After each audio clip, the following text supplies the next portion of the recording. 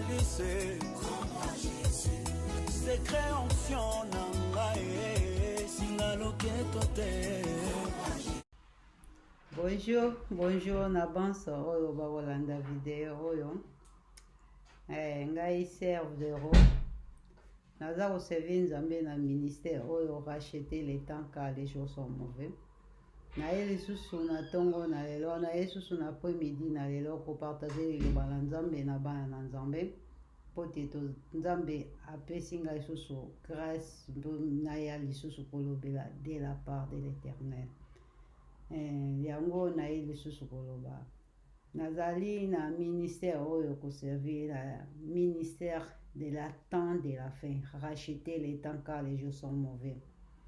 Pour la nini tolinko la musa papa moko mama moko oyo azoko eba na nute na temps oyo toza ko vivre toza na temps ya suka toza na posa liloba na nzambe ekota kati na biso et déborder kati na biso afin que to ya vivre selon la parole de Dieu, pas selon la citation mais la circonstance où toza ko vivre na mokili o pote toza ko vivre lelo tozali le 18 juillet 2021 toza ko vivre ba citation ba circonstance moko ya temps ya fin ya suka mais le temps que bana na nzambe Bible biso to vivre selon la parole de Dieu, pas selon les circonstances, selon la citation. Yango lelo nzambe ayemesinga lisusu lelo bana nzambe na ya ko partager kati na bana na nzambe na thème oyo faites ce qu'il vous dira. Sala bosala oyo ye akoloba na bino. Pola nini? Toza biso ba oyo ba chrétien toza na maître na biso toyoka kate lelo tozo yoka nyonso zo passer na mokili nyonso baza koloba mais biso alobi na biso to sala o ye akoloba na biso o ye akoloba na biso maître na biso yango to ko sala pe yango ko complet na bomo na biso pola nini na eko pesa message au Seigneur mami au cœur na temps oyo toza ko vivre ba makambo nyonso toza ko vivre bana na nzambe toza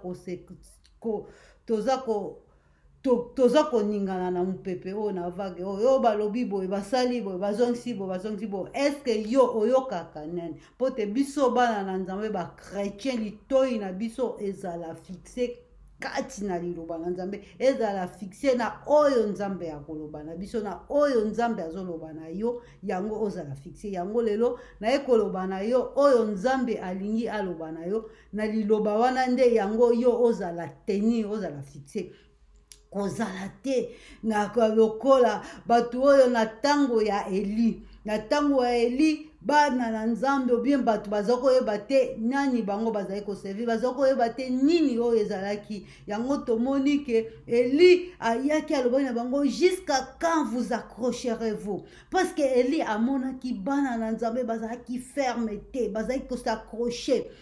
Eli alobi si Ebal et Dieu allait avec Bal, si l'Éternel et Dieu allait servir l'Éternel, ndenge na moni pe Seigneur atienga lelo cœur na ya kolobia peuple de Dieu na temps o tozo ko vivre bana na nzambe toza tenir te na parole de Dieu toza tenir te na maître na biso tozo s'accrocher à gauche à droite soki balobi boye bino boke soki bazongi boye bino bozongi est-ce que bozo koyoka o ye aloba na bino parce que y a lobi na biso makambo mususu o nyonso mokili ezokoloba ezali réalité mais vérité ezali la parole de Dieu vérité ezali Jésus-Christ de Nazareth alobi je suis la vie et la vérité nyonso oyo biso tozoyoka na mokili ezali réel ezali seno mokili ezali seno bato seno ba circonstance na bango mais la vraie citation na biso bien condition na biso ezali oyo biso tozokoyoka oyo liloba eloba kati na biso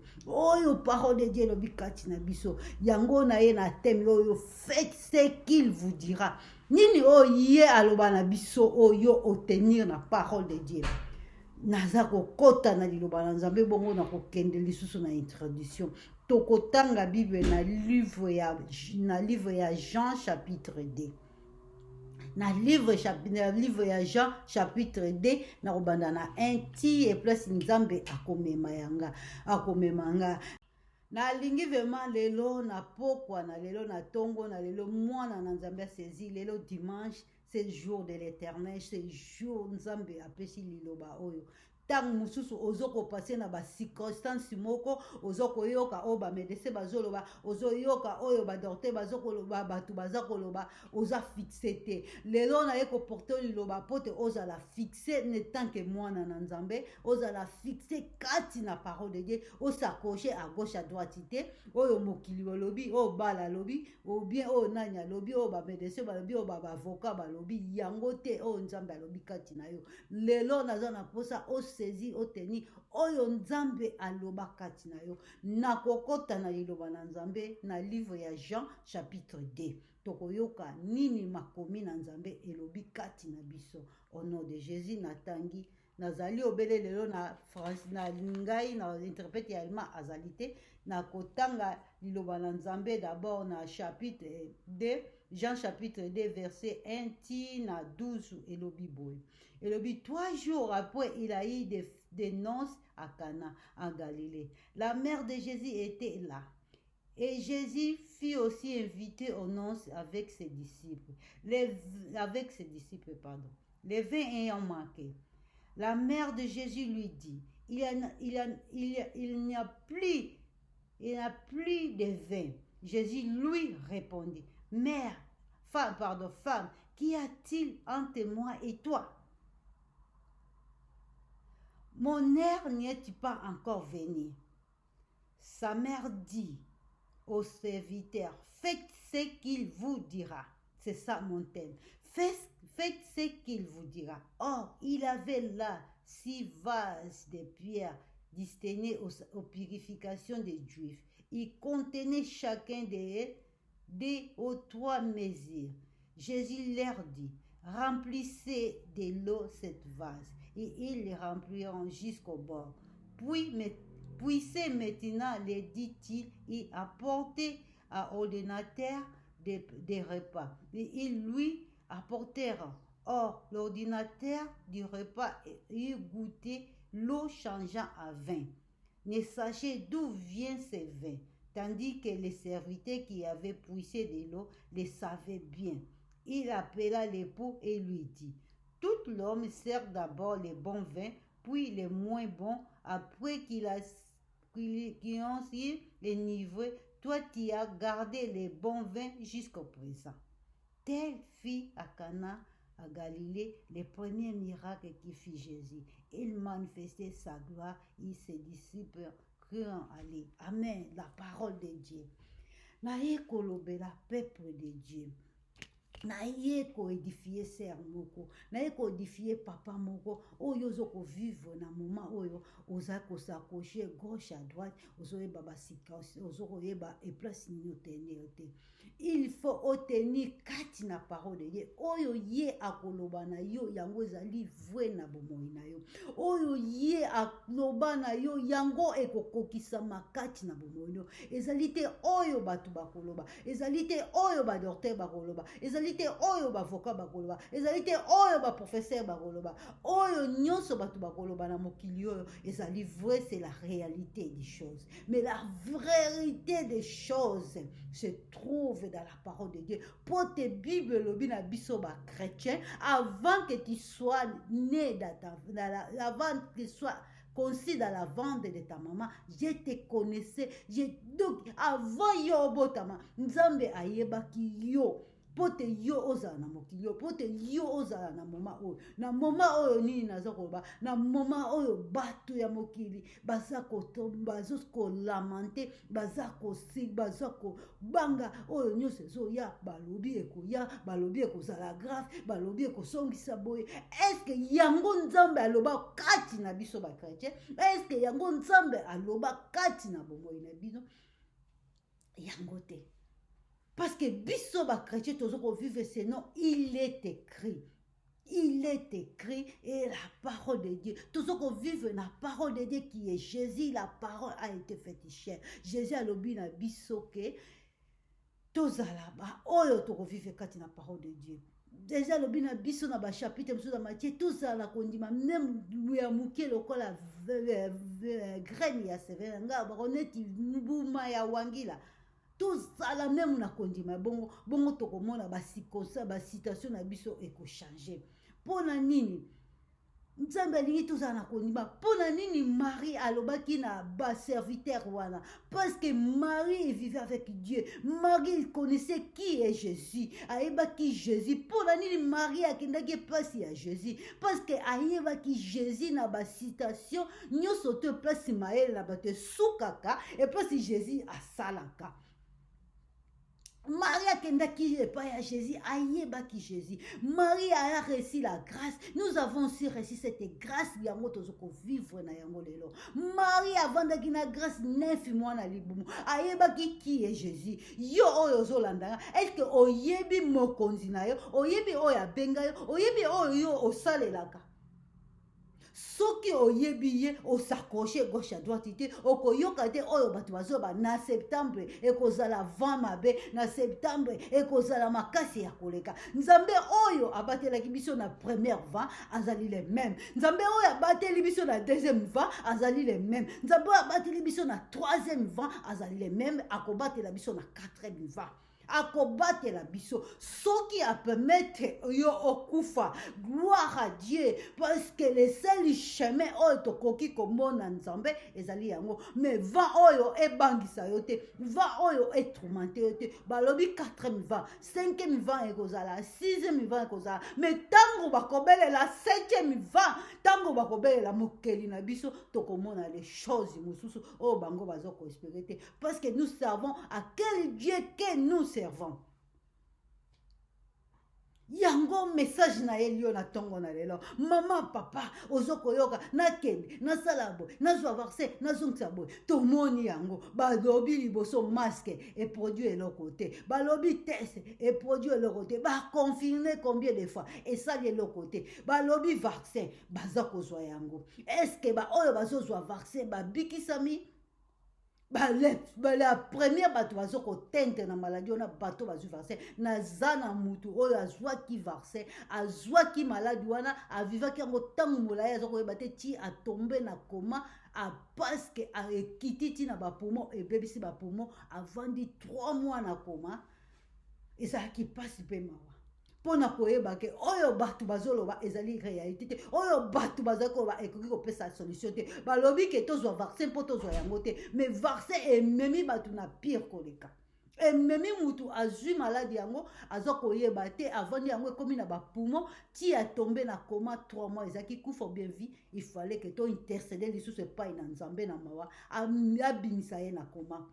Pona komona ke oyo batu balobaka epesaka solution te, oyo nzambe na yo aloba yango nde eza solution kati na bomoi na yo. Yango nde mutu ekoki kosala yo ozala, yango mutu ekoki kosala même na basituation, na basirconstance ya musala, na basirconstance ya classe, na basirconstance ya médecin ya maladie. Oyo bato ozoba tomoni ntango tozokepa ya médecin soki docteur alobi na yo kaka esuki. Mais ozoko bosa na ke Bible loba na yo nini? Bible loba na yo mingi. Na kopesa exemple batu nyonso tu oyo bakenda pa médecin so médecin lobi na bango oza na cancer. Lilobe koti kati na ye omoni muta changer par la mort. To bosa ni ke Bible lobi ke na Genèse Dieu nous a créé dans la parole. La parole a tout créé. Nzamba créé biso liloba. Liloba eza na puissance liloba yango créaka. Yango naza koloba yo mama papa oloba ma be mingi na monoko no kati na bana na yo. Yo moko mtozali malédiction kati na bana na yo. Il faut na monoko na opambola ka bana na yo. Ignorant que nous étions tozalaki ba veille, tozalaki ba femme essentielle tozoko yeba te puissance de la parole. Les autres komona tomoni yango même na ba vent bazo ba eza puissance de la parole. Mais to bosani la parole Jésus-Christ la parole qui a été faite chair. To bosani yango tozoyoka oyo batu bazoba. Est-ce que oyo batu bazakolo ba ekoki ko changer bombo ina yo bien ekoki ko changer mokili. Oyo batu balobi ezako changer mokili. Oyo bango banda bandi ko banda février to bandi ko via 2020 to zoko vivre ba situation boy balobi confiné balobi ba masque balobi ba test balobi ba vaccin échanger situation na bango échanger maladie oyo échanger yango te bazui ba vaccin tina niveau et comme na 3e dose ezako changer te. mona ke oyo batu balobi ekoki ko changer mokili te, ekoki ko changer vie na yo te, ekoki ko changer situation na yo te. C'est le créateur, c'est le Dieu vivant qui peut changer ta vie et ta situation, même de tes enfants, même de ta vie, même de tout ya mokili mobimba. Kaka nzambe mokeli na mokili ye mutu akoki ko changer, ye mutu akoki ko changer na situation oyo. Yango na ye ko édifier mwana na nzambe ke oyo nyonso bato bazokoloba ezali réel, oyo nyonso bazali koloba etraumanté yo te, yo tenir kati na liloba na nzambe que Jésus-Christ, la parole a été faite chair. Marie akendaki epai ya Jésus parce qu'il savait qui est Jésus. Marie a gardé que Jésus 9 mois na libumu. Marie était remplie de Saint-Esprit. Même pour Marie qui est na ordinateur, c'est Marie qui a consumé la foi na batouana pour remplir ba vase wana. Parce que batouana ba eba ki ba vase wana ezaki ba vase vide, ezaki na valeur te, ezaki ba vase yo bazako tia ba mai pour ba sorolia makolo. Il fallait que Marie appelle sa bango foi bandima batondisa ba vase pour ba koke ko ba na Marie. Oh Marie toza la fête ça to sorola makolo. Pour les tout tondisa susu mai na ba vase wana. Mais Marie azaki comme intercesseur, il fallait le corps de Marie azaki rempli de Saint-Esprit. Il savait qui est Jésus-Christ. Il fallait qu'il consommer foi quand il a ba serviteur wana batondi sa mai vin, batondi sa ba vase wana na mai pour que Jésus sala biloko. Alors, Marie qui n'est pas un ordinateur, un serviteur, qui n'a pas de soumis, tant Jésus a été remplissé de l'eau, tant dit ça qui a mon amai, n'a pas Jésus a l'eau qui n'a bango, bopé ça mon ordinateur. D'abord, tant Marie, tant Jésus a l'obi na Marie, qu'y a-t-il entre toi et moi? Est-ce qu'un enfant peut dire comme ça sa maman? Mais Marie était soumise parce qu'il savait, oh yo, azamwa nangai te, azamo konzi nangai, azali Seigneur nangai, il faut la soumise nae. Marie savait parce que Marie avait la Saint-Esprit. Lelo yo la Saint-Esprit. Oh nyonso batu bazoloba, ezako tungisa yo. Ozana na Saint-Esprit te maman, ozana na Saint-Esprit te papa, parce que la Saint-Esprit donne le discernement, la Saint-Esprit donne la sagesse, la Saint-Esprit donne la connaissance. Saint-Esprit ezali ko affranchir biso toyeba ko comprendre le ministère caché. Saint-Esprit et ça cause yango nazo benga maman comme une femme de foi, une femme de prière. Belela Jésus buka mabongolo mabolongo la se okokoma mwasi ya mayele. Marie, il savait qui est Jésus. Ayeba ki Jésus azoko benga Seigneur yango moni même na ministère à Jésus que si Marie atika qui était parce qu'il savait qui est cet homme. La parole a été faite chère. Na bomba qui est meazanga, teza mokonzi nangaza Seigneur nangae. Il faut nazala soumi nae. Maman la moko ta kokolo bala maman na endengi Jésus alobaki nae. Mais Marie a été soumise parce qu'il savait à quel Jésus qu'il savait. Yango na ekoloba na yo. Yango Marie kendaki alobaki botosa parce que Marie n'aime ta pesa qui dit sagesse na ba serviteur wana bo sala nyuso ya oba. Marie qui avait la Saint-Esprit na tangwana Saint-Esprit na kitaki mbatwa bazali na Saint-Esprit pour nous discerner. Alors Marie kendaki koloba na bango tango Jésus alobaki na bango bazaki soumis parce que le Sainte Marie a sa kosimana bango foi. Marie a to bango batosaki Jésus batonsaki pe batunaki Marie Jésus te pona nini to tonsa ba vaso so biso to soto sorola makoto comme na temps réjouissant parce qu'elle était soumise à la parole de Dieu, elle était soumise à Jésus-Christ. Le Saint-Esprit a convaincu ki bango. Alors tant batondi saki yango na vin na mai to moni ba moko mai échangea qui vin. Mai échangea qui vin. Vin wana d'abord na ina loba c'est le sang de Jésus.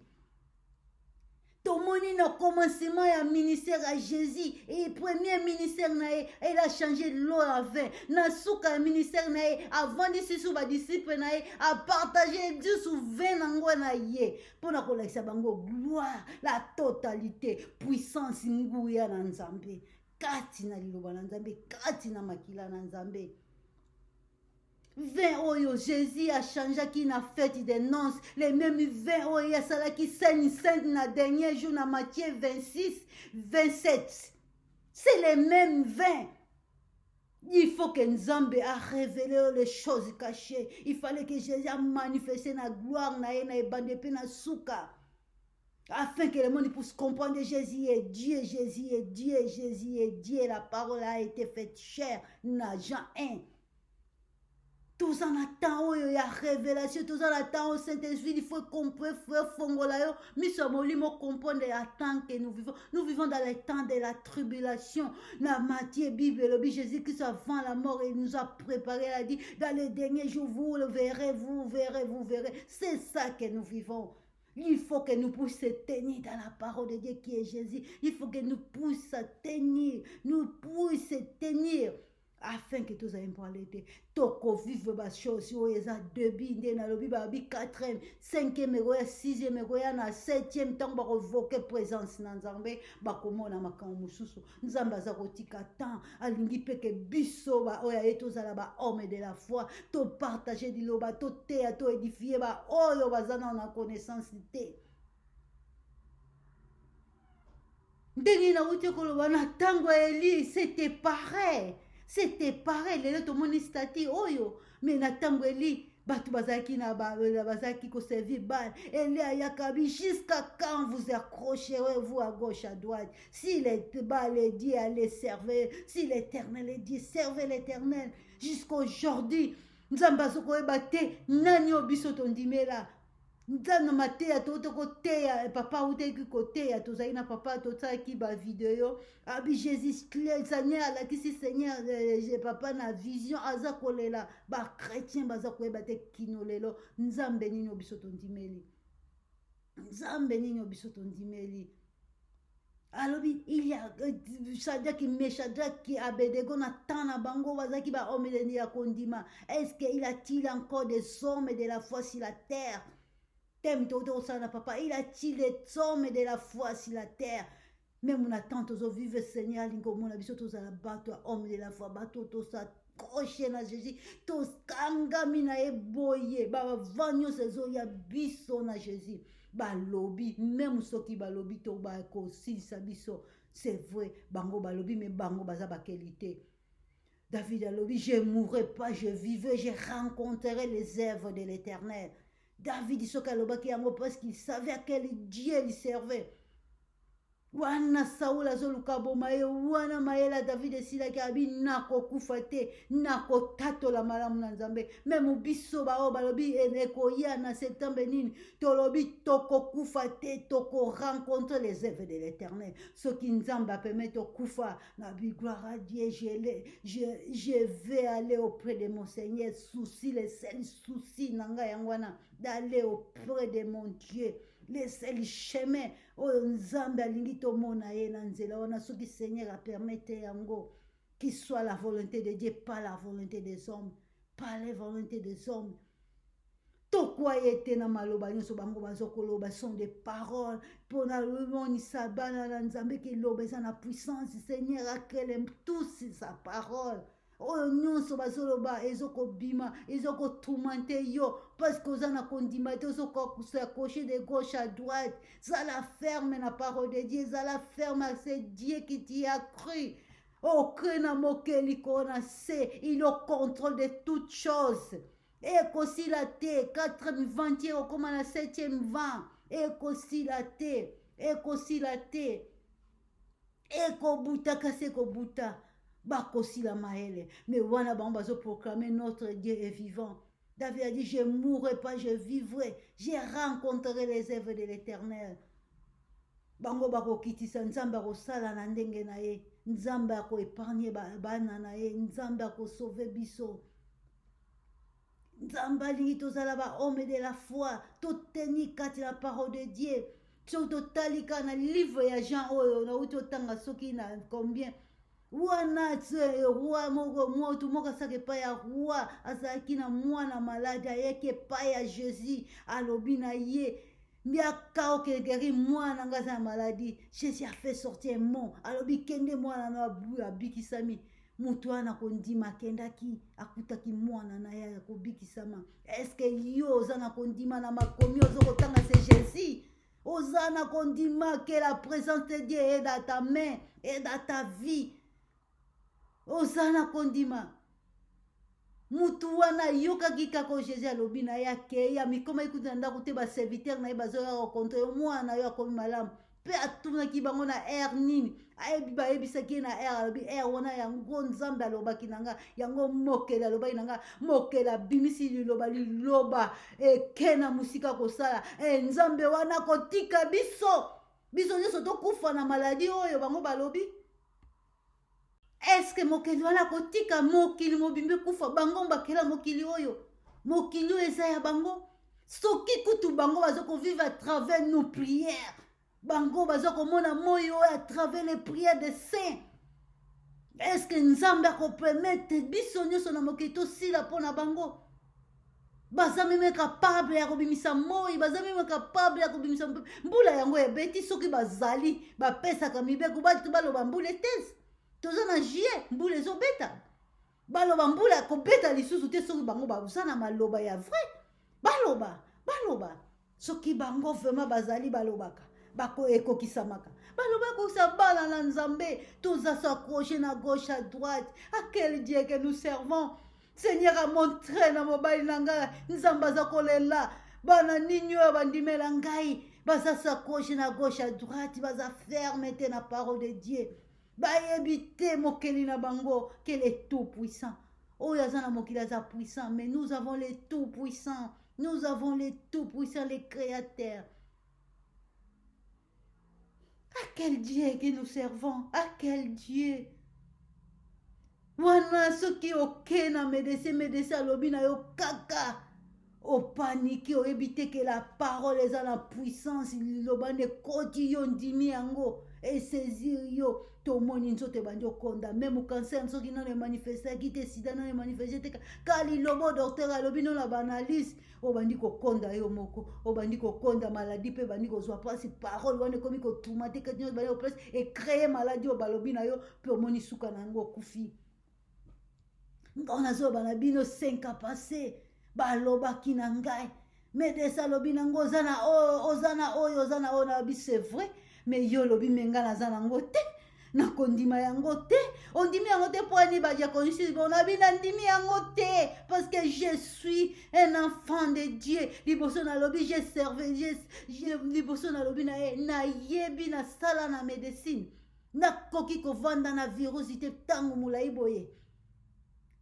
pardon bactérie eza virusité oza la bactérie moko très dangereux kokufa na lobi na sala ki infirmier na ndimi te bactérie umela na mutu tango molai oyo lobi non na ndimi yango te abi nango ndimi te na abi na ndimi te sala lisu bezame na sali ya to deuxième oza nango kaka na lobi naza na yango te na troisième nous avons fait erreur na troisième erreur balobi na sala ki erreur parce que j'ai rejeté la fausse parole na rejeté liloba ya mabe nini o médecin balobi na nini o mokili ezoloba ekanga yo na motema maman papa tenir la parole de Dieu Seigneur m'a dit na bana bana na nzambe na temps de la fin à vivre selon la foi selon la parole de Dieu la parole qui est Jésus-Christ la parole qui a été faite chair to yango ekosala biso to longa na mokili oyo soki okoya na parole te okolonga te nyonso bango bakoloba yo ekotende yo kozwa yo tomona beexemple tala bato nyonso oyo oyebi bapesa baloba oza na cancer eza cancer te mte bomaka bango me liloba wana ekoti kati ya bango yango bandi odétruire bango na borgane nyonso ti bakufi parole eza na nguya na septembre bango basala mois ya septembre bango basala mois basala mokili ubi ba produit ka ba matière na bango eza na nguya te pardon matière na bango c'est vrai eza na nguya moko te auprès de nous parce que nous servons le créateur qui a tout créé il a tout créé eza na nguya le tout puissant tala na bible soki oza na moto akondima te banda kotanga na Matthieu 8 tina suka banda kotanga okoma moto akondima soki otangi bien mon agent na histoire on a lobby centenaire wana il savait Marie savait il faut que je puisse aller auprès de les créateurs afin qu'aloba un mot les choses accomplies Marie tangabi kaebaki que soki Jésus a lobby les citations ça va changer na tango wana vinci laki magasin nini ezalaki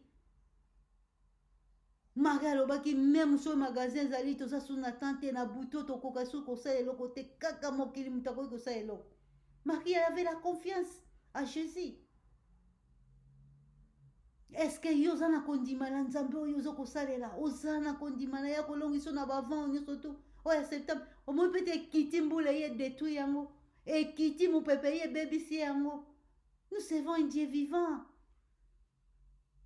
Oh, nyonso bango bazoloba basali, c'est vrai, c'est pas la réalité. La réalité des choses se trouve auprès de notre Dieu. Se trouve auprès de notre Dieu. Tout s'attacher à la parole de Dieu dans ce temps de la fin. Na poussani lisusu na parole de Dieu. Na continuer dans les mêmes gens. Jean chapitre 2 wana na koke na 12 na koke na 13 pardon. Na 12 outil 17 na 12 outil 17 et lui tel qu'il filait. Après cela, il a descendu à Capernaum avec sa mère, ses frères et ses disciples. Il a demeuré là un peu de jours. La verset 13 est l'objet que la Pâque des Juifs était proche et Jésus monta à Jérusalem. Il trouva dans les temples les vendeurs de bœufs, des brebis et des pigeons. Il les chassa aussi, ayant fait une foule avec des cordes, et les chassa tous du temple, ainsi que les brebis et les bœufs, et dispersa la monnaie des changeurs et renversa les tables. Et il a dit aux vendeurs, les vendeurs des pigeons, ôtez cela d'ici, ne faites pas de la maison de mon père une maison de trafic. Ses disciples s'écriant qu'il ait écrit, les aides de la maison me dispersera. Pour nini Jésus asalaki musala oyo kati na temple. Seigneur a mis au cœur pour dire au peuple de Dieu. Lelo, la maison de Dieu, l'avenir est placé à trafic. Lelo, la maison de Dieu, est comme placé à distraction. Bazaki na temple, bazaki na distraction. Bazaki na ignorance, bazaki aveugle. Bazaki toujours. Pona nini bato bazaki komema ba brebis biloko wana koteka na temple. Parce que bazaki toujours na coutume na loi ya Moïse ya kotumbaka bambeka. Bayebaki te bazaki aveugle, bayebaki ke l'agneau est là. Pozasu na tango ya basacrifice te. Bango bazaki toujours na loi kosala basacrifice ya kosala batrafic. C'est la distraction. Distraction lelo eye kati na église. Distraction yango ezali lelo kati na église. Église est comme une place à distraction. Bible le 8 jours de sabbat soit honoré. C'est un jour de gloire, un jour d'alliance. Nzambe aza koya kotala visiter peuple na ye. Nzambe aza koya ko guérir libota na ye. Nzambe aza koya ko consoler mitema ya bato. Lelo église bokei oke na mikumba ozonge na mikumba. Et comme il est le place ya koteka miracle. Pozwa guérison il faut mbongo. Wana ezali koteka brebis. Pozwa guérison il faut teka opesa mbongo. Pozwa boy il faut ofuta. Il faut sala boy il faut pesa. L'église tozo kende muto les mêmes ozongi les mêmes. Mais la parole de Dieu ne dit pas comme ça. L'église c'est la distraction. L'église est place à Goliana Komela, et place à anniversaire, et place à distraction, et place à Bambongo, et place à Bakormes, et place à Golingana Bassi, et place à Mabala, église d'aujourd'hui. Les mêmes choses, l'église, voilà. Parce qu'il y a une distraction, bah, il y a que Jésus, l'agneau, était déjà là. Bango, baza resomba toujours, ba brebis pour na retumba mbeka. Baza toujours na distraction. L'élo, église, ya l'élo. Et c'est ça l'église d'aujourd'hui. Donc, si on a une église, sois éveillé. Zala éveillé. Si on continue la distraction, wana.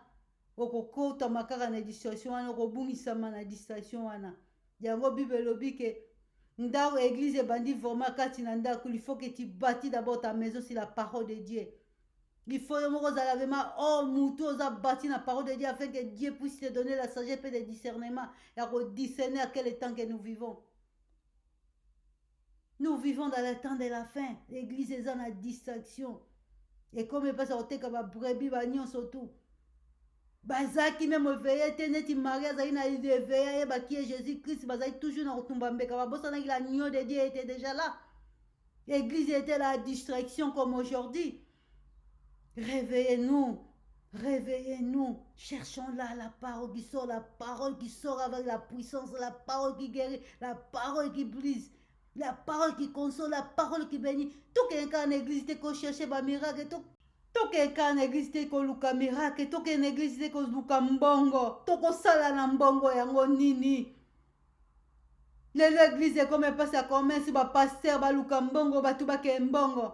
Lelo nzoki kozwi mbongo yango kokende nango wapi okokende na yango mbo wapi église ekomi epesa distraction e place tokoki kozwa bomoi na seke tokomi koluka matériel tokende na église te toluka les choses terrestres tokotika yango boni batiki yango boni tozalaki na bango bakufi na bacorona batiki bavoiture ya delix boni bazwi bacancer batiki yango po te baza kokende l'église bachrétien bani bakokende l'église me bazalaki na nzambe afongolaki bango te ozokoki eluka matériel okokende yango wapi okokende yango wapi nyonso biso tokozwa ezali utile mais il est très important le royaume des cieux bokonzi ya lola eza très important toluka mbongo tozwa mbongo po te servi biso tokóma baumbu ya mbongo te lelo basali na nzambe bazokende koteka meme liloba na nzambe tozokende na église la distraction koandi kati na église la distraction vandi na église bakomi na bamate ya séduction mate ya moko ya facilité po te bato baseni bapesa bango bambongo tika nzambe atushe mutu ye moko bimisa apesa na œuvre de Dieu eza te oyo bando oblige topesa chaque dimanche kaka kosenga nzambe nini yo biso tozoservir nzambe ya mandia ya komandia ya bopesa nzambe ye moko atushaka motema ya motu ngai oyo nazoba na bino mokolo nzambe atushaki nga wana nazo koprepare nalobi na bombi monta oyo nakokende somba lupangu natonga nasala boye nzambe alobi na nga zwa monta wana nyonso topesa na mosali na ngai naezitaki te so nabi monta bokoloba naza orgueilleuse naesitaki te ye moko momu na nzambe alobi vraiment nzambe oyo aza nzambe nandimaki te. À quoi ça sert de gagner tout le monde? Lobi boyo oza na cancer okufi otiki yango peso ki na pesa ki te nayebi te mais nakopesa monta wana nayebi ce que Dieu a fait dans ma vie. C'est Jésus, je suis aujourd'hui en vie. J'ai discerné que parce que j'ai dit à Dieu, j'ai donné. Quand on a bien mobile nanga nzambe alobi nanga lazwa monto nyos ngana préparer na pesa na homme de Dieu oyo mobile nanga ezidakita bisala oyo motema nozo alobi oyo nzambe no alobi ndenge na pesi te. Faites ce que vous dira. Faites ce qu'il vous dira. Oyo alobaki nanga nakokisa merki nakokisaki yango na pesaki lelo ngai je suis ce que je suis. À quoi ça sert de demander les autres comme il va serviteur de Dieu comme manja bazo ko enrichir na mbongo ya ba pauvre ba brebis bozo sala na mbongo ngoni ko tambola obena na ba jeep bozo ko soutenir bo felente ba veuve te bozo tambola obena ba voiture de luxe okenango wapi oko suka nango wapi ba brebi bazoko perdi bazoza koti lelo koyeba te natani tozoko vivre ba pauvre bazako souffrir ba ofele ba veuve bato maladie na ba pays ya passe bato bazako vivre na misère bino bozotambola na ba jipe kitoko bozoko tambola na biloko de luxe. Est-ce que vous servez un vrai Dieu? Mutu ya nzambe aza na souci ya moninga na ya ko mona moninga na eta souffrir yango nzambe aza na posa tofongolisa bamaison bofele baveuve indigent. Nzambe soki apesa yo ministère wana maser salade nazali prête tosoutenir yo tozali prête ya koservir nzambe na baministère nyonso tu toza na posa te ya koenrichir yo moko la gloire de moi-même ozali figue comme dit na livre ya juge oza figue pour moi-même bavoiture kama bavoiture ebele beya de luxe otambola bavoiture wana nyonso tu wapi surtout bio oza na Afrique autoroute mpe eza te même oza yango otondisa na baparking okena wapi 10 voiture yo mutu moko bofene bazokokufa kuna bato na maladie bohôpital eza te po okena hôpital mbongo eza te yo millionnaire yo billionnaire soi-disant des serviteurs de Dieu boza ba serviteur de Dieu, t'es un vrai serviteur de Dieu, azana compassion ya batu. Bokomisi ba église, bokomisi ba sali na nzambe, bana na nzambe ba umbu na bino ba pesa bino bino bo enrichir. Ba mandia d'abord na mona bino. Kosenga na kosenga chaque dimanche kosenga. Yo moko senga pour œuvre de Dieu mais yo moko pesa raté. Quel égoïste. Comment tu peux servir un Dieu yo moko égoïste au servir Dieu? On ne sait pas dire avec l'égoïste. Dieu lui-même qui est Dieu, il nous a donné son fils unique. Nzambe ya mutu alibeso mutu apesa biso. Lelo mutu nyonso toza na posa nzambe apesa yo. Est-ce que yo opesaka nzambe? Po te nzambe apesa yo. Est-ce que opesaka nzambe? Po nzambe apesa yo liboso faut pesa parce que Dieu nous a donné d'abord. Bible dit Dieu a tant aimé le monde et a donné son fils unique. Est-ce que yo sopesa nzambe po nzambe apesa yo? Olingi batu bakabelako yo kabelaka batu. Oyo salaka tokoki kosenga yango te. Bana na nzambe ba égoïste ba ingrat. Ba figue pour moi-même, la gloire pour moi-même, pour moi-même, pour moi-même. Wana Olivier lobi maouli pour la gloire de Dieu, pour moi le serviteur de Dieu. Yo lobi gloire pour moi-même, figue lobi nga pona nza pona ba figue lobi pour moi-même. Vin lobi vin na nga zali pona ko soigner ba sali na nzambe. Yo lobi pour moi-même, figue, oza figue. Mais olingi batu bapesa kwa yo okozwa to kozobele ba miette okozobele ba miette okozwa même na musala ozozwa mais ozokoka ko provisionner te parce que ozogoïste osala ko bi kopesa nzambe d'unité obi kopesa offrande te nzambe opesa yo oyo kozwa ekozala okeka neti mupepe zokene na okende oyeba ko gérer ngote nzambe opesa même sagesse te ko gérer même salaire na yo parce que oza égoïste. Ba serviteur de Dieu, ba égoïste, ba nanzambe ba égoïste. Oko jouate. Ba ofele bazo ko souffrir partout dans le monde en Afrique. Oza na maison d'orphelinate, oza na maison d'orphelinate. Oza na pesa ba veuve bazo ko souffrir. Bendijan, bazo ko nyoka ma yokuna pour moi-même.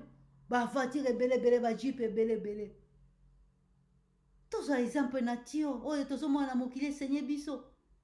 Un homme de Dieu qui vient nous laisser. Papa d'ailleurs d'abord azal qui banque ticket là et ba bien. Ye moko pas travailler bali sous moi sur azana ba bien moi na ya mokonzi. Mais à un âge mineur na âge moko affaibli 48 ans. On réjouit même ba ozana on tiki. Ba biliardaire nous to tiki lelo moi si. Ako quand même ko gérer biloko no tiki. Ako quand même ko gérer o yazana yango. Tozala lokola ba figete nsoka soko zali na nzambe mukola nzambe akoloba no nzela ozoko kokende yango te nzambe akotinda ange de l'éternel atela ma fait que mort éteindre avant parce qu'ayebi que non mutu a soutenir bofele mutu a soutenir ba veuve na ko permettre ta kufa so akufi ba veuve na bofele to moni zèvre ya Tabita il a sauvé Tabita il avait un paix mais na Ève na muke ezongisa ke na bomoyo parce qu'il servait Dieu na muke oyazaki na yango yo zwaka osevaka te opesaka te mais ba famille na bato apasi oyebi kokipe te tant Satan ange de mort ekoteni na porte na yo okozala épargné na nini Seigneur otindelo ange a sauvé yo na kufa nga onazoba na bien un jour j'ai réveillé. J'ai vu la mort, j'ai vu la mort, j'ai vu la mort. Mais Dieu m'a réanimé, Dieu m'a ressuscité. Naba façon nyonso, naba ndenge nyonso. Même tu risques l'accident, mais moi je dis que quand on a fait à poids lourd, nous sommes épargnés, aucun à côté moussous. Nous sommes il n'y a que la grâce de Dieu. Il n'y a que la grâce de Dieu. Servons Dieu de tout ce que nous avons. Servons Dieu. Ce qu'on est capable de refaire sa maison d'orphelin, c'est moi, oh, nzamba benginga, na salela e ba maison d'orphelin. Contactez bateau bazana ba maison d'orphelin. Pesa quelque chose, laisse un orphelin, une veuve, un indigent. Nzamba épargne, on a beaucoup de choses. Même pour la banane, bazala bien.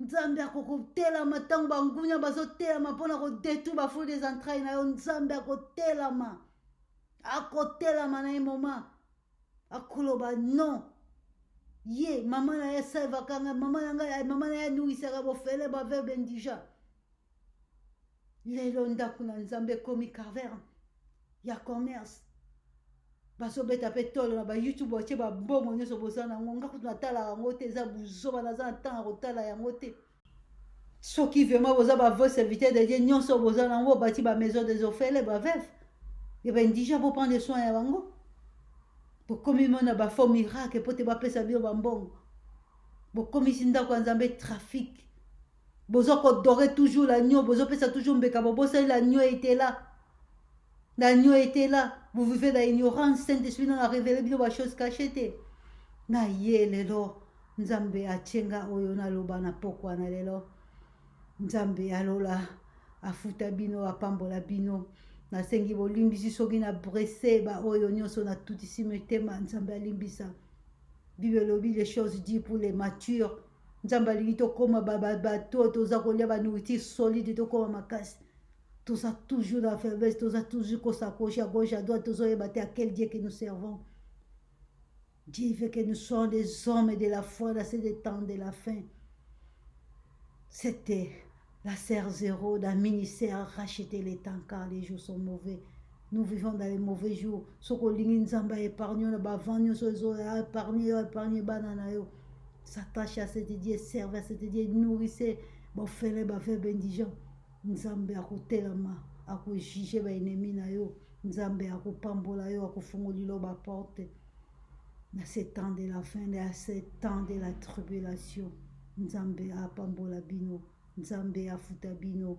Mutu nyonso to akozwa video oyo bakopartage na baser oyo na bafrère oyo baza affaibli e basuki koedifie mpe kofortifie nzambe alola afuta bino kati na nkombo na Yesu. C'était la sœur Zéro au nom de Jésus-Christ notre Seigneur Jésus.